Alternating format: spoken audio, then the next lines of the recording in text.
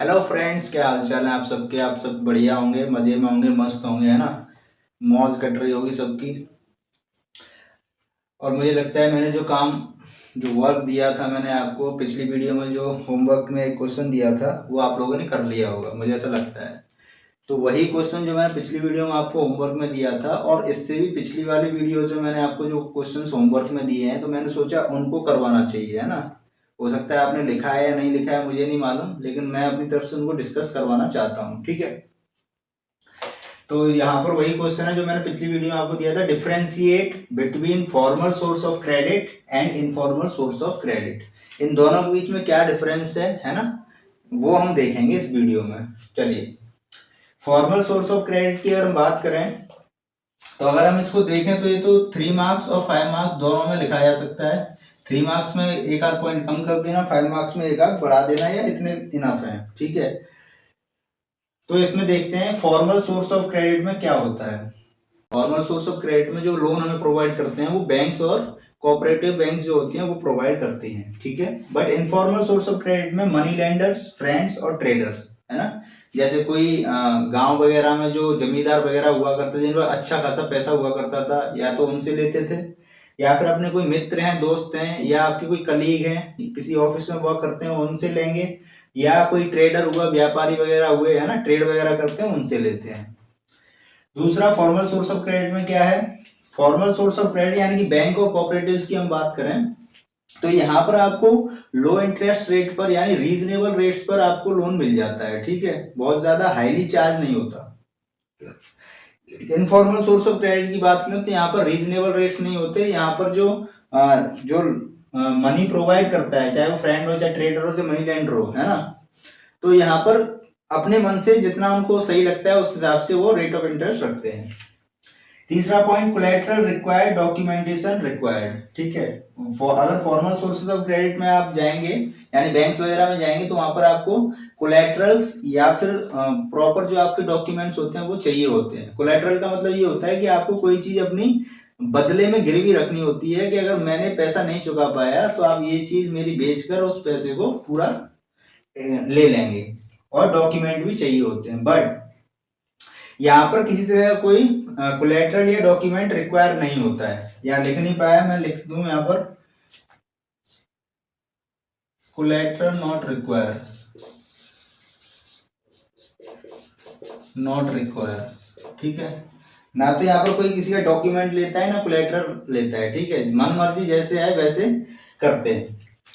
तीसरा, इधर यहाँ पर देखिए तो ऑब्जेक्टिव ऑफ सोशल वेलफेयर, जो बैंक्स वगैरह होती हैं उनका ऑब्जेक्टिव क्या होता है कि सोशल वेलफेयर करना है, सबका भला करना है ना। क्योंकि जो बैंक का कर्मचारी होता है उसकी जेब में तो वो पैसा जाता नहीं है, ये तो गवर्नमेंट की तरफ से बैंक्स होती हैं, ठीक है। तो उनका जो मोटिव होता है वो सोशल वेलफेयर का होता है कि सबका भला किया जाए। बट यहाँ पर मोटिव जो होता है वो क्या है, extract profit as much as possible. यहाँ पर क्या है मोटिव, कि सामने वाले इंसान से जिनको उन्होंने उधार दिया है उससे जितना ज्यादा पैसा वसूला जा सके उतना वसूल लें, यानी अपना जितना फायदा कर सके उतना कर लें।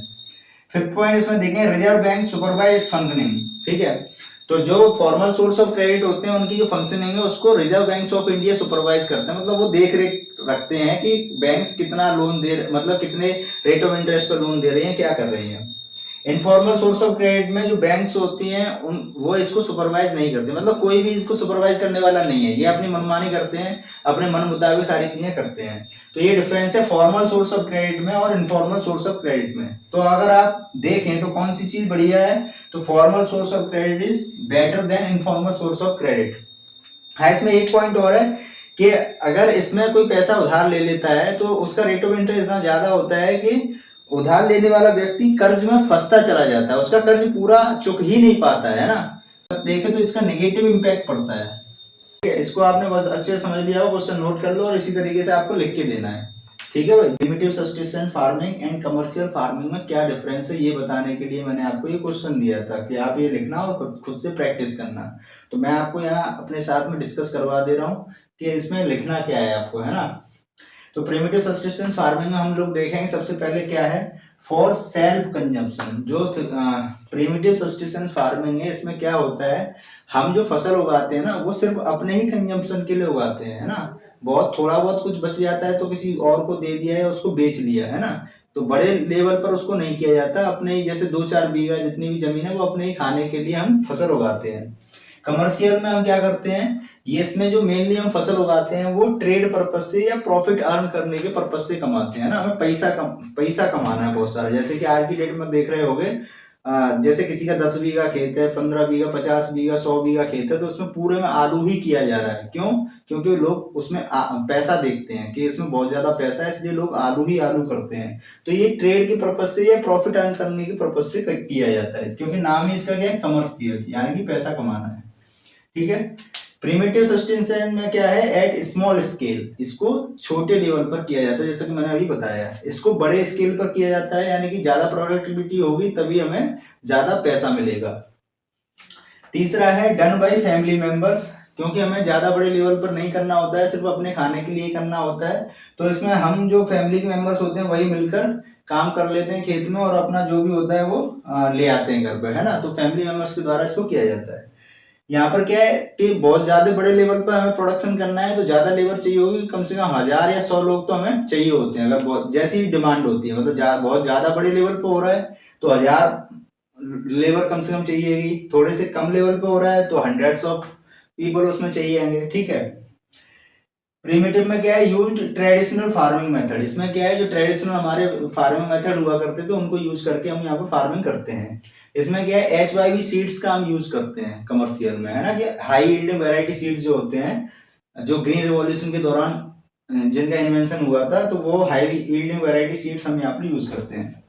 इसमें अगला पॉइंट देखते हैं, यूज ऑर्गेनिक फर्टिलाइजर्स लाइक गोबर खाद, है ना। यहाँ पर क्या है कि जो ऑर्गेनिक फर्टिलाइजर्स होते हैं, जो हमारे गांव वगैरह में जिन जिनके घर होंगे ना, वो गांव जाते होंगे तो देखते होंगे कि जो जानवर होते हैं, इनका गोबर होता है, वो किसी जगह पर जाके इकट्ठा किया जाता है, वो 1 साल 2 साल के बाद खाद में कन्वर्ट हो जाता है ना, फर्टिलाइजर में कन्वर्ट हो जाता है, उसके बाद वो खेतों में डाल दिया जाता है। तो ऐसी खाद हम यूज करते हैं प्रीमिटिव में।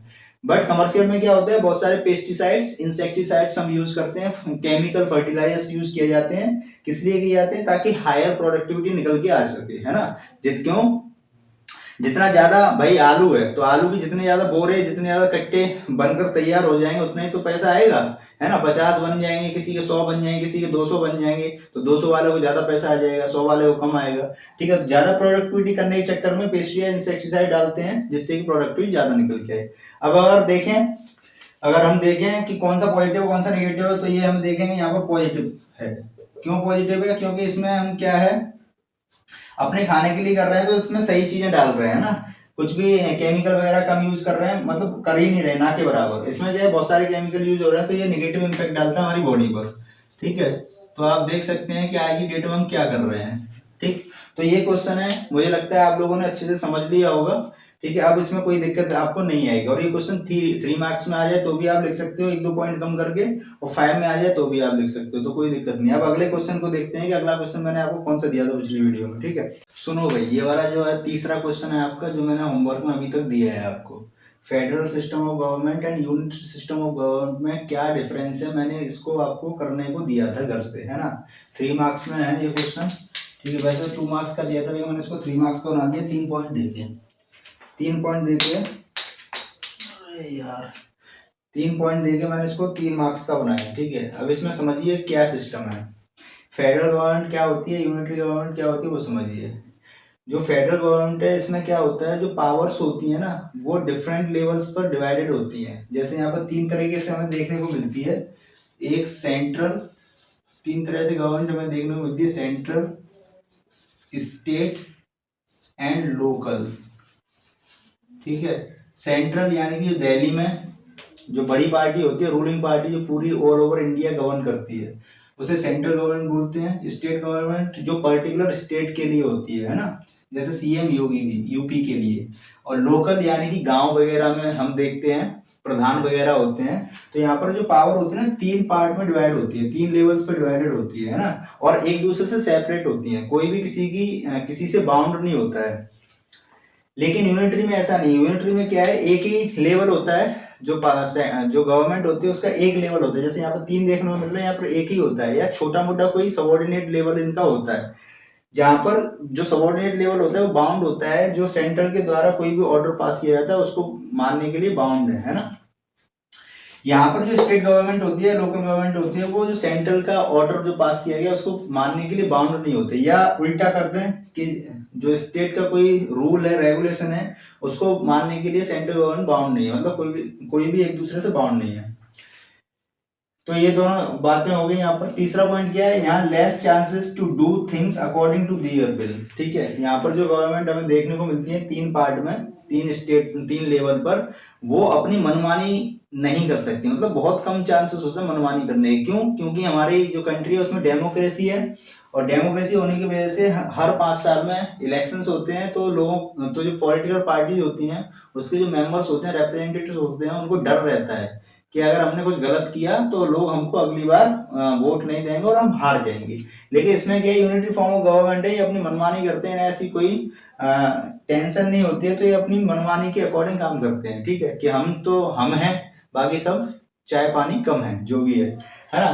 तो ये यूनिटरी फॉर्म ऑफ गवर्नमेंट है, ये फेडरल फॉर्म ऑफ गवर्नमेंट है। तो आप देखिए इसमें तो कौन सी ज्यादा बढ़िया है, यूनिटरी का बढ़िया है या फेडरल है? तो मेरे हिसाब से तो फेडरल सिस्टम जो है वो बढ़िया है, और ये वाला यूनिटरी फॉर्म ऑफ गवर्नमेंट वाला जो है वो खराब है ना। इसमें लॉस है लोगों को और इसमें बेनिफिट होते हैं। ठीक है, तो ये 3 क्वेश्चन जो मैंने आपको गृह कार्य के फॉर्म में दिए थे, यानी कि होमवर्क की फॉर्म में दिए थे, वो मैंने अभी आपको यहाँ डिस्कस कर दिए हैं आपके सामने। ठीक है, अब हम जो अगली वीडियो उसमें नए क्वेश्चंस करने वाले हैं। ठीक है, तो उसके लिए आप लोग तैयार रहिएगा।